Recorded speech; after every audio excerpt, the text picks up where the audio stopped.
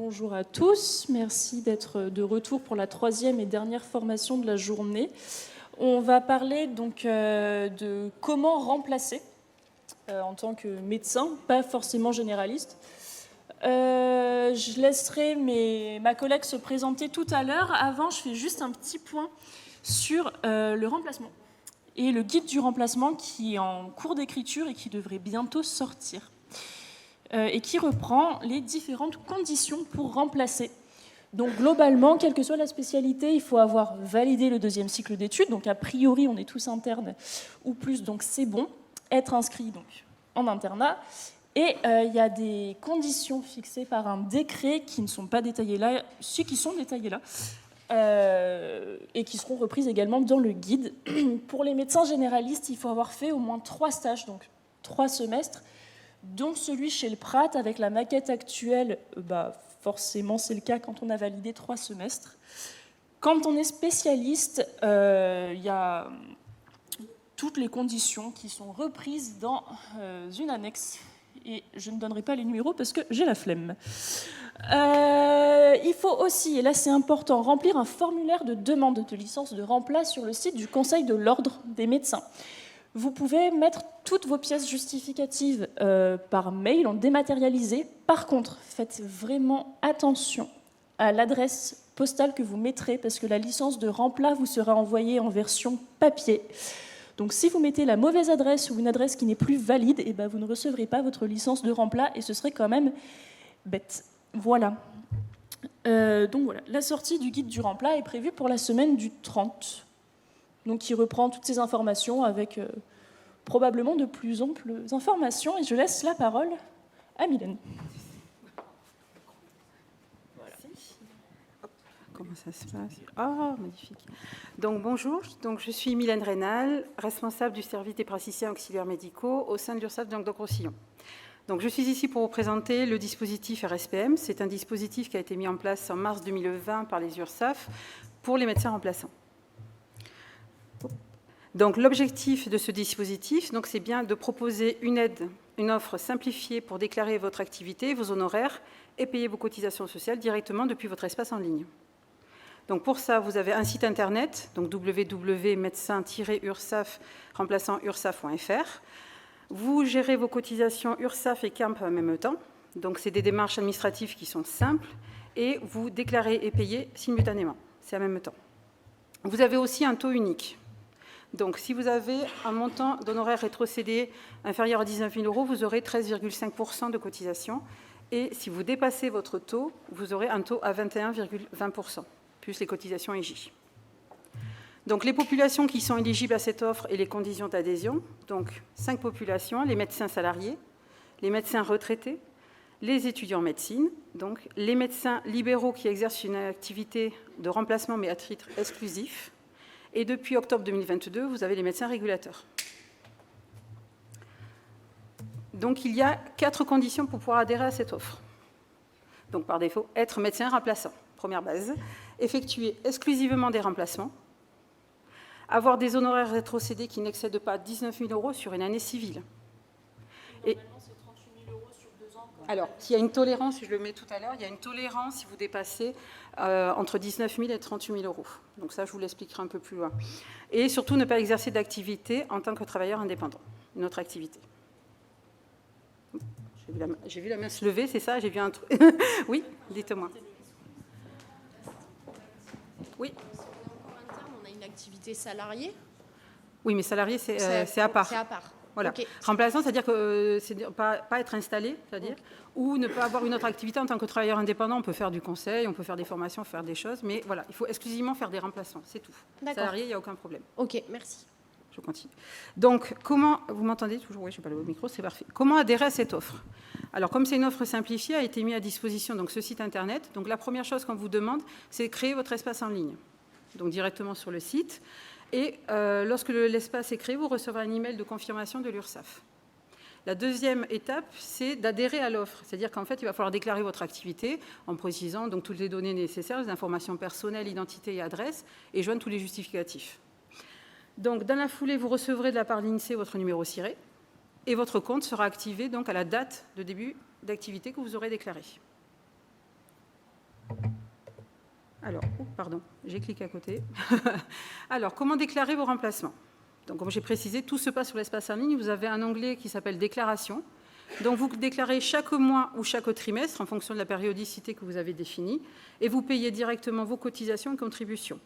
Alors, avantage du dispositif, c'est que si vous ne faites pas de remplacement, vous n'avez pas besoin de faire de déclaration et bien sûr, pas de paiement. Alors, petite attention, pour chaque année civile, en début d'année civile, lors de votre première déclaration, vous devrez choisir un forfait pour la cotisation risque invalidité décès. Donc il existe deux forfaits, un forfait à 25% qui est à 158 € et un forfait à 100% qui est à 631 € qui est payable lors de la première déclaration. Donc en général, pour plus d'informations en fonction de votre situation, s'il faut aller sur le site de la CAMF, et la dame a dû partir, c'est pour ça qu'elle n'assiste pas à la conférence. Mais en tout cas, ça, vous l'aurez à payer lors de la première déclaration, c'est tout, pour chaque année civile. Donc aussi, il y a le cas particulier des déclarations des rémunérations qui sont liées à la vaccination, parce qu'on en a encore quelques-unes. Donc il faut savoir que c'est un processus qui est pris entièrement en charge entre l'URSSAF et la CEPAM. Il n'y a pas de démarche particulière. Donc, pour les médecins remplaçants qui sont non connus à l'assurance maladie, donc vous faites votre vaccination, vous êtes rémunéré en net par l'assurance maladie, et c'est l'assurance maladie qui nous envoie les informations directement à l'URSSAF, qui vous crée un compte à l'offre RSPM, donc, et qui va donc répartir les cotisations, vous ouvrir les droits correspondants. Pour ce qui est des médecins remplaçants qui sont affiliés, qui sont déjà affiliés au RSPM, en fait, c'est une rémunération en brut. Il faut savoir que ces revenus, parce qu'on vous a parlé d'un seuil, ils ne vont pas rentrer en compte dans le calcul pour le dépassement des seuils des 19 000 €. Ils sont à part. Donc après, même principe, on régularise les cotisations et on ouvre les droits correspondants pour la vaccination. Alors, pour sortir de dispositif, parce que là, on a fait l'entrée, la déclaration et la sortie. Il y a trois situations possibles, en fait. Soit vous vous installez, donc par définition, vous n'êtes plus remplaçant et donc vous sortez automatiquement du dispositif RSPM, ce qui est pris en charge totalement par l'URSSAF, c'est-à-dire qu'on va clôturer votre compte à l'offre RSPM et on va vous ouvrir un compte classique PAMC à la date de votre installation. La situation 2, c'est les dépassements de seuil, ce qu'on parlait tout à l'heure. Donc logiquement, vous ne devez pas dépasser 19 000 €. Mais il y a une tolérance. Si pendant 2 ans, les montants des honoraires rétrocédés sont entre 19 000 et 38 000 €, vous sortirez à N+2, c'est-à-dire au 1er janvier au bout de 2 ans. Donc on va vous laisser dans le dispositif pendant encore 2 ans. Par contre, si le montant excède les 38 000 €, on vous fera sortir le 1er janvier de l'année suivante. Voilà, on va tolérer une année et au 1er janvier, vous sortez. Et la troisième situation, c'est votre cessation d'activité. Donc là, c'est pareil. Tout se fait en ligne, vous faites un message et l'URSSAF prend en charge la formalité et votre radiation au niveau de l'INSEE et au niveau du compte URSSAF. Alors, il y a des services proposés sur votre espace en ligne, donc vous pouvez faire tous les changements, numéro de téléphone, email, etc. Et vous pouvez choisir la périodicité aussi de déclaration et de paiement. Donc, vous avez le choix entre trimestriel et mensuel. Il faut savoir que vous pouvez changer une fois par an. Il faut que la demande arrive avant le 31 décembre de l'année pour une prise en compte au 1er janvier de l'année suivante. Et vous avez aussi à disposition un petit simulateur de cotisation qui vous permet d'estimer le montant des cotisations à régler. Donc, vous saisissez le montant des honoraires rétrocédés dans la rubrique et vous appuyez sur « Calculer », il va vous donner le montant. Alors, il est basé sur un forfait à 158 €, comme j'ai dit, pour le risque invalidité décès.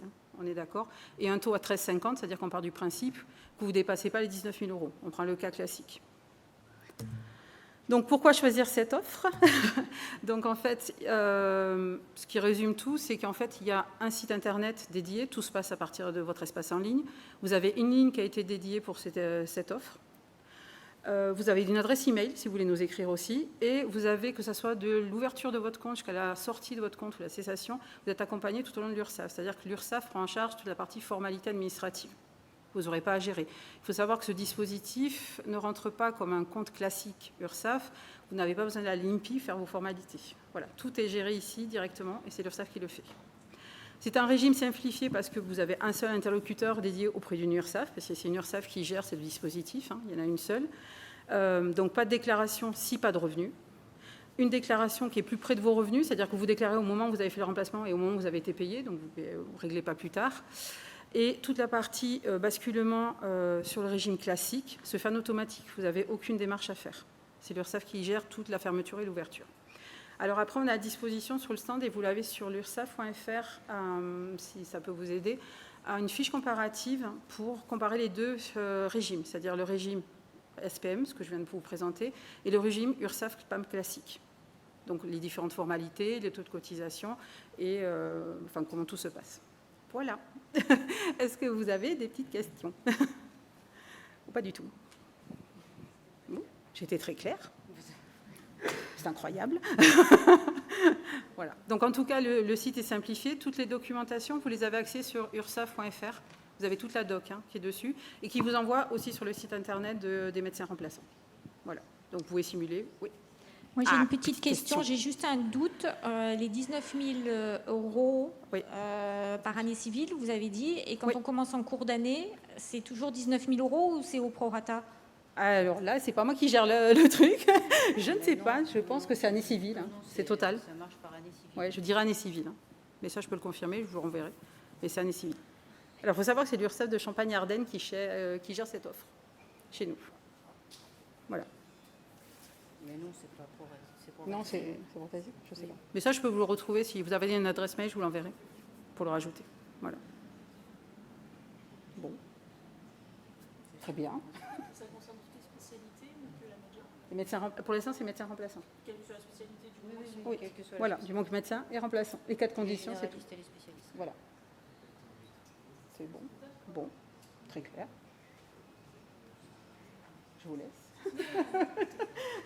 Oui.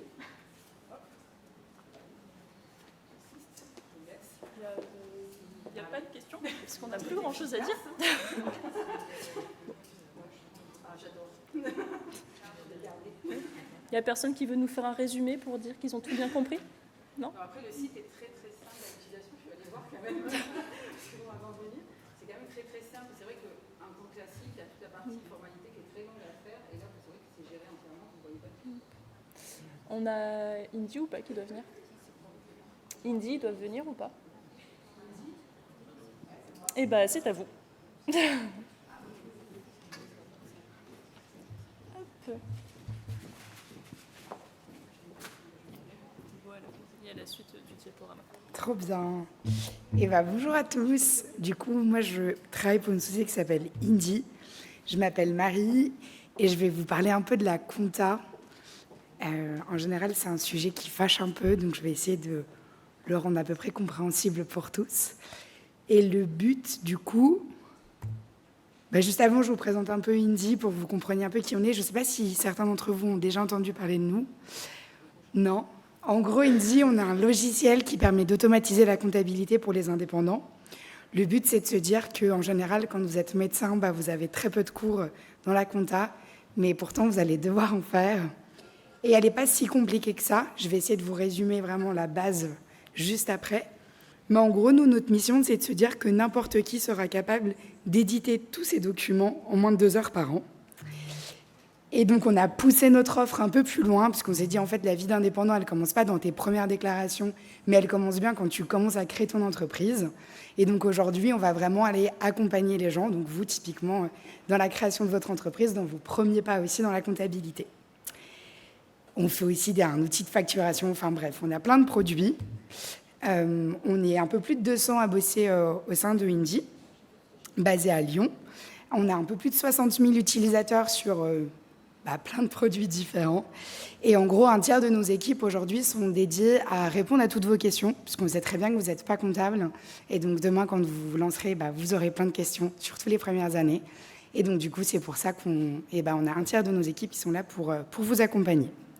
Donc ça, c'était juste pour vous présenter un peu pourquoi je suis en face de vous.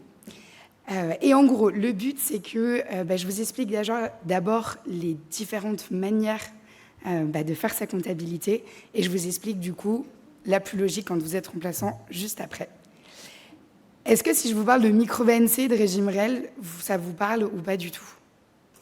Ouais, un peu. Ok, alors déjà, avant toute chose, il faut se dire un truc, c'est que quand vous êtes en libéral, en gros, faire votre comptabilité, c'est tout simplement dire à la fin de l'année aux impôts combien vous avez gagné pour qu'ils se basent dessus pour savoir combien vous paierez des impôts sur le revenu. Si je vous fais un parallèle avec moi qui suis salariée, comme je suis salariée, je vais rentrer dans une entreprise et on va me dire « Coucou Marie, toi, tu auras un salaire brut de temps. Sur ce salaire brut-là, je perçois de l'argent tous les mois. de mon entreprise. Et en gros, sur le salaire brut, je vais avoir des cotisations chômage, des cotisations de retraite, enfin tout ça qui sont déjà prélevées. Et donc, du coup, je les vois pas du tout. Et donc, en gros, on me donne un salaire net. Et en plus de ça, sur ce salaire net, on prélève des impôts sur le revenu. Et donc, du coup, à la fin, j'ai un salaire net. Vous, en tant que profession libérale, vous allez devoir dire aux impôts « Coucou, mon salaire net, il est de temps ». Et ensuite, on se basera dessus pour savoir combien vous paierez d'impôts sur le revenu. Et donc, du coup, in fine, vous aurez un salaire net. Donc, ce qu'il faut se dire, et ça, je trouve que c'est la chose la plus importante, c'est qu'en fait, peu importe ce que vous allez vous verser comme revenu, comme salaire, on s'en fiche. On regardera simplement ce que votre entreprise a gagné pour savoir de combien vous êtes redevable d'impôts sur les revenus. Est-ce que jusqu'ici, tout va bien? S'il y a des trucs qui ne sont pas clairs, dites-le moi. Et donc, vous avez 2 manières de calculer ce fameux bénéfice imposable, donc ce revenu que vous allez dire « Coucou, moi j'ai gagné tant cette année ». Et vous avez une manière qui est simplifiée, qui s'appelle le régime de micro-BNC, et vous avez une manière un peu plus poussée qui s'appelle le régime réel.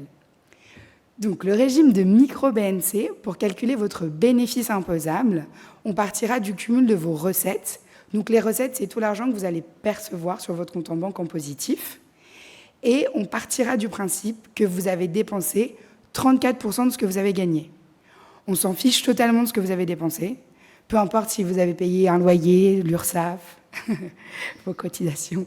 Peu importe, vraiment. On ne regardera pas du tout vos frais kilométriques, vos frais de repas, les congrès que vous allez faire, on s'en fiche.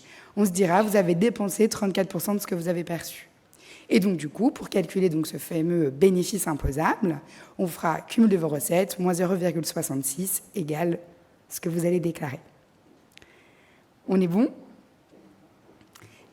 À la différence, si jamais vous êtes au régime réel, là, pour le coup, on part encore de la même base, le cumul de vos recettes. Et là, on va venir y soustraire tout ce que vous allez dépenser dans le cadre professionnel, ce qu'on appelle du coup des charges déductibles. Il faut juste se dire que les charges déductibles, ça peut être parfois un peu tricky, parce que typiquement, vous allez dépenser 100 et on ne gardera pas 100 dans votre comptabilité. Genre les cotisations de l'URSSAF, 100% ne sont pas déductibles. Il y a une partie que vous pourrez garder dans votre compta et une partie que vous ne pourrez pas garder dans votre compta. OK ? Et donc là, pour calculer votre bénéfice imposable, on partira du cumul de vos recettes moins du cumul de toutes vos dépenses. Si jamais vous êtes dans un exercice mixte, vous faites un peu de libéral et un peu de salarié à côté, pour calculer votre bénéfice imposable, du coup, on part de la même chose. Enfin, dans le côté libéral, on partira du même calcul.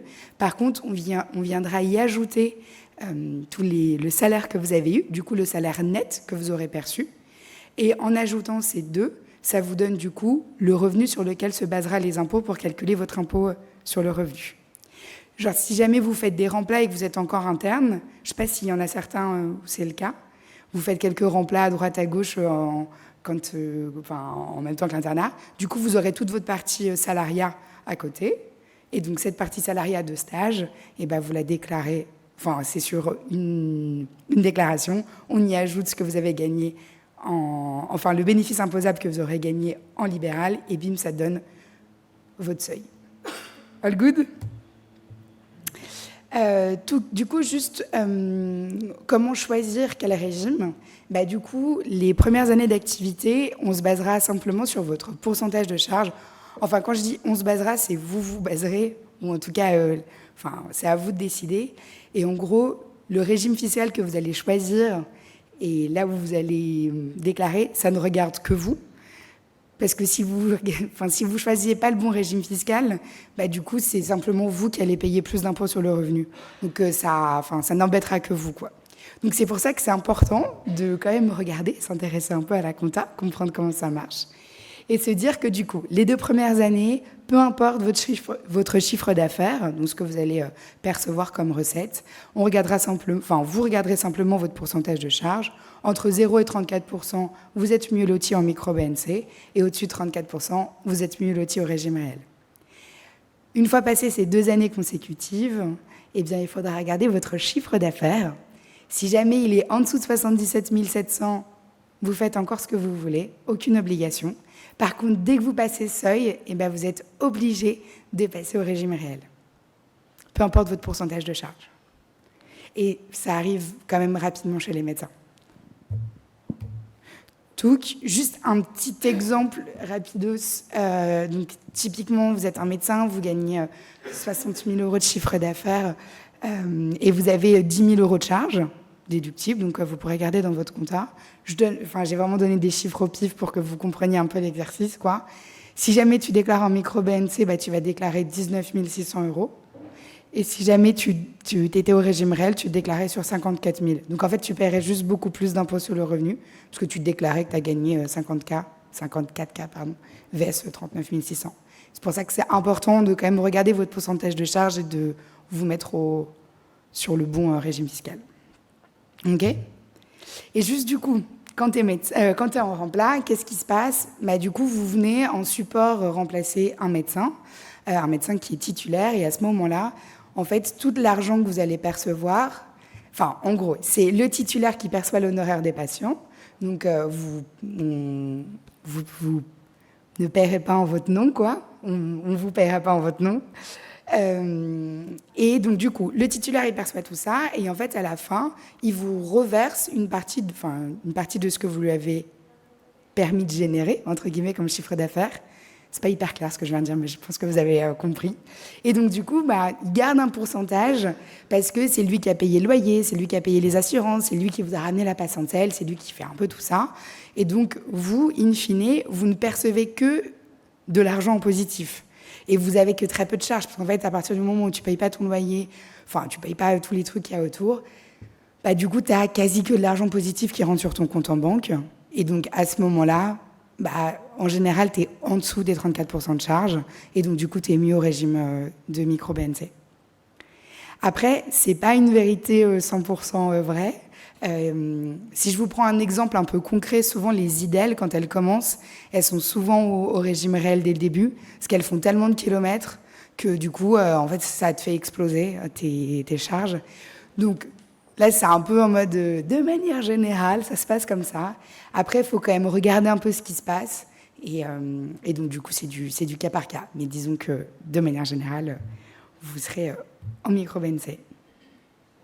Et donc, concrètement, la bonne nouvelle, c'est qu'en micro, la compta est assez simple. Il faudra juste faire l'état des lieux de tout l'argent perçu et vous déclarer aux impôts sur votre 2042 CPRO ce que vous avez perçu. Et on se basera là-dessus. Enfin, ils se baseront là-dessus. Voilà ce que j'avais à vous raconter. Est-ce que vous avez des questions ? Non ? Bon, j'espère que ça vous a intéressé et que je vous ai appris des petits trucs. Et on fait pas mal de webinaires sur pas mal de problématiques et de thématiques comme celle-ci. Donc, si jamais ça vous intéresse, n'hésitez pas à les visionner. Donc, à plus tard. Ah, si, petit PS, j'ai plein de tote bags et après je repars à Lyon. Donc, si vous voulez juste venir en récupérer, c'est avec grand plaisir. Comme ça, je n'ai pas à les reporter au retour.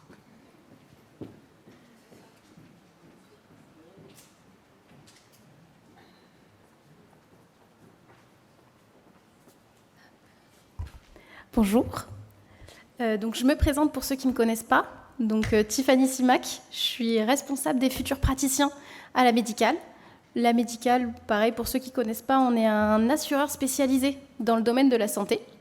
Et je vais tout simplement vous accompagner tout au long de votre cursus. Du coup, du côté des assurances, quand vous passez remplaçant, il y a quelques mises à jour à prévoir. La plus importante, ça va être déjà pour votre responsabilité civile professionnelle. La RCP, en tant qu'hospitalier, en tant que salarié, c'est fortement recommandé d'en prendre une. Mais surtout, ce qui va être activité libérale, ça va être obligatoire. Vous avez obligation de vous couvrir sur tous les actes que vous allez pratiquer. Parce que c'est ce contrat-là qui va vous accompagner en cas de mise en cause de la part d'un patient, tout simplement. Donc ce contrat-là, il suffit juste de nous contacter. On le met sous le nouveau statut, et de toute façon, vous allez avoir besoin d'une attestation pour le mettre dans le dossier pour le Conseil de l'Ordre, pour la création du dossier. C'est pas plus compliqué. Voilà. Après, vous allez avoir également tout ce qui va être la partie prévoyance. Ça, je ne sais pas si vous connaissez un petit peu ce contrat-là. Dans les grandes lignes, là, vous avez un contrat en tant qu'interne, en tant qu'hospitalier. mais ça va changer sur votre activité libérale. Tout simplement parce que vous n'allez pas avoir les mêmes couvertures. En tant qu'interne, vous dépendez de la sécurité sociale, donc il y a un certain niveau de revenu qui va être maintenu, mais ce n'est pas du tout pareil au niveau de la CARMF. La CARMF, de leur côté, il faut savoir que les 3 premiers mois, si vous êtes en arrêt maladie, vous n'avez aucune couverture. Donc l'idée du contrat de prévoyance sur une activité libérale, ça va déjà devenir combler ce manque de couverture les 3 premiers mois. Et une fois ces 3 mois passés, vous allez être scindé en fonction des revenus que vous gagnez et vous allez toucher des indemnités qui sont fixes. Ça ne va pas forcément représenter le niveau de revenu que vous avez, donc on va venir également compléter sur cet aspect-là et on va vous couvrir sur tout ce qui est arrêt maladie, accident, grossesse pathologique ou tout ce qui est également l'hospitalisation, tout simplement. Il y a également des couvertures en cas d'invalidité. La CARMF va avoir un niveau de prise en charge et nous, on va venir, pareil, compléter au niveau des carences que vous allez avoir, tout simplement. Donc ça, c'est bien important de faire la mise à jour. Et dernier contrat, qu'il est important de mettre à jour, on n'y pense pas toujours, ça va être le contrat de la voiture. Parce que là, en tant qu'interne, vous allez être couvert sur tout ce qui va être déplacement jusqu'à l'hôpital, pour rentrer tous les jours et vos déplacements privés. Mais sur certaines activités, vous allez être amené à faire des trajets professionnels, à couvrir des tournées, par exemple. Et ça, c'est une mention spécifique qu'il faut rajouter sur les contrats. Si vous ne le changez pas et que vous avez un accident pendant les heures de travail, vous n'êtes pas couvert par votre assureur. Voilà. Je ne sais pas si vous avez des questions. Bon, ben, si tout est clair, c'est tout bon. Oui.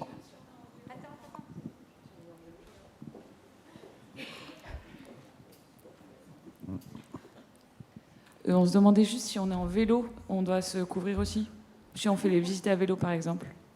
Alors, sur la partie des vélos, il va falloir déjà se couvrir toi, sur ta couverture, s'il t'arrive quelque chose. Donc, si par exemple tu te blesses pendant la couverture des tournées, ça va être tout simplement ta prévoyance qui va prendre la suite. Et après, sinon, il y a des assurances pour le vélo, typiquement. Je ne sais pas si après j'ai bien répondu à ta question ou... En gros, en voiture, on est obligé de prendre une prévoyance spécifique si on utilise son véhicule pour des trucs médicaux, enfin pour aller faire des visites, tandis que en gros, en vélo, c'est pas encadré par la loi, c'est ça. En fait, le vélo, c'est différent. Sur la voiture, comme il y a une assurance, c'est obligatoire d'avoir une assurance quand vous avez un véhicule. Que sur le vélo, c'est pas obligatoire. Voilà. Oui.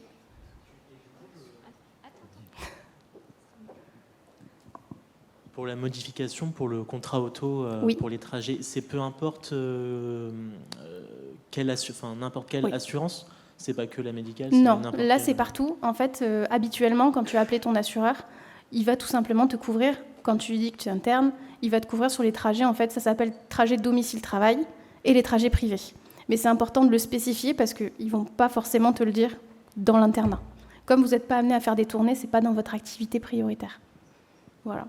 Et c'est pour ça que dès qu'on passe remplat, faut penser à le mettre à jour.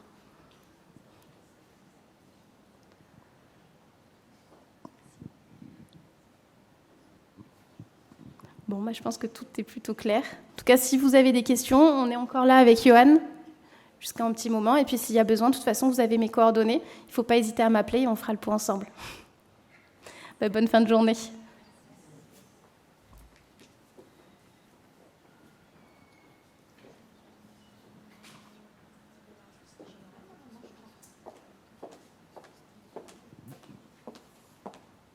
Yes. Hop.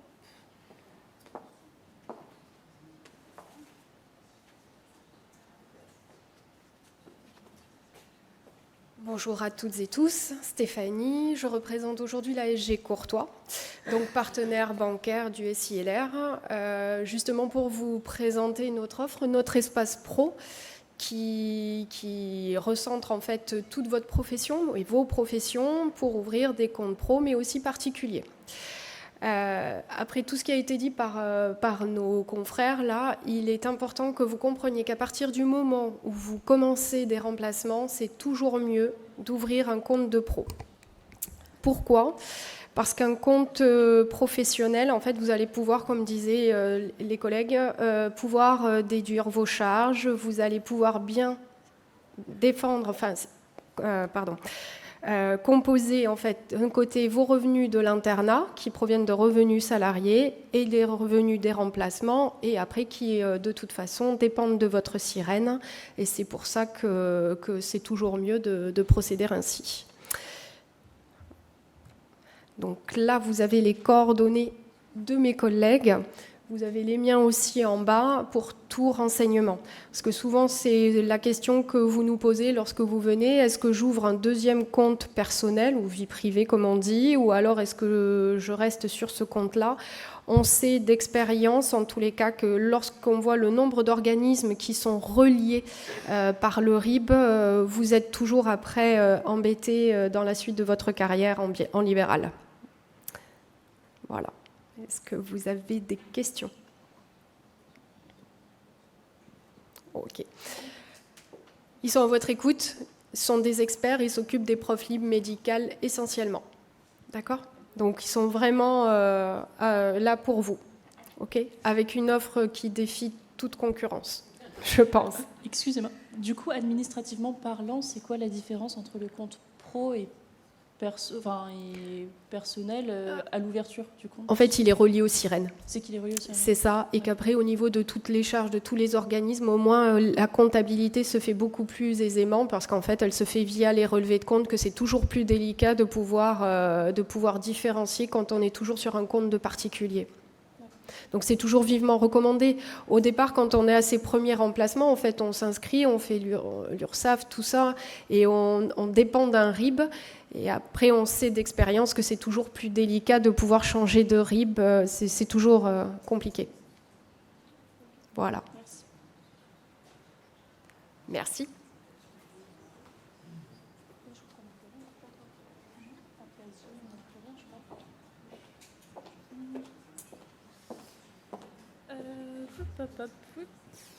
Et s'il n'y a pas de questions, merci à tous d'être venus. C'était une chouette journée.